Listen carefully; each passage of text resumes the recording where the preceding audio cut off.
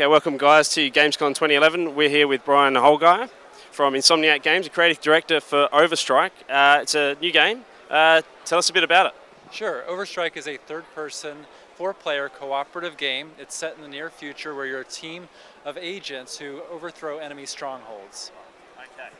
So it's from the buzz that we've seen, it's a bit of a sci-fi spy kind of adventure. Is that right? So what can you tell us there? Exactly. The universe, we draw a lot of inspiration from espionage films, everything from Mission Impossible, James Bond's to the Bourne movies.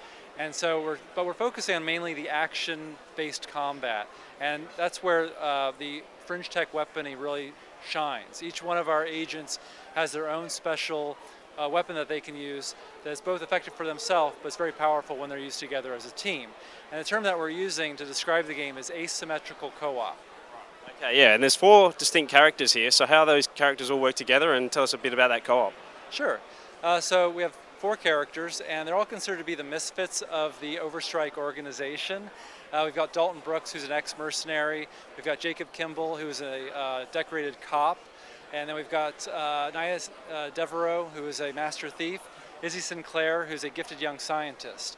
Dalton Brooks uses this energy shield that can collect bullets and he can fire them back at enemies. It's also great for protecting his team.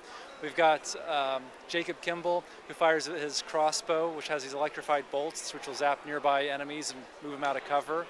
We've got Nia Devereaux, she can cloak herself and go invisible and get up close to enemies. There's also a cooperative component to her gadget that we'll reveal at a later date. And then we've got Izzy Sinclair, who fires out this chemical compound, which is like this liquid metal that immobilizes enemies, and when another player shoots it, it explodes and will kill enemies as well. So, yeah, again, they're all fun to play with. They all have their own play styles, but you really want to play together as a team to make them most effective. So where did the inspiration come from, to start this game up? I know you mentioned the espionage films and things like that, but where did it all start? Well, we certainly want to play to our strengths, and part of Insomniac's DNA is, imaginative weaponry, very deep, engrossing stories, memorable characters, and heavy action. And so we felt that this particular universe, this more spy-fi or espionage-style universe, really played well to those strengths. And what about some of the mechanics of the game and the engine that's involved in it? We're retooling our engine because this game is going to be the same experience on both the PlayStation 3 and Xbox 360. We're certainly known for developing on the PlayStation, but we're not porting anything from one format to another. It's going to be the same experience on both platforms.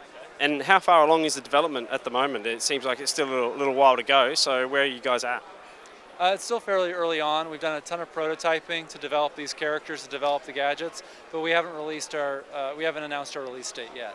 Okay. So we're probably not going to see it this year, obviously, but what do you think? Maybe mid next year?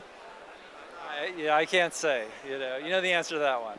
Yep, fair enough. Well, I tried. All right. Well, thanks a lot. Appreciate it. Sure. Thank you. No worries.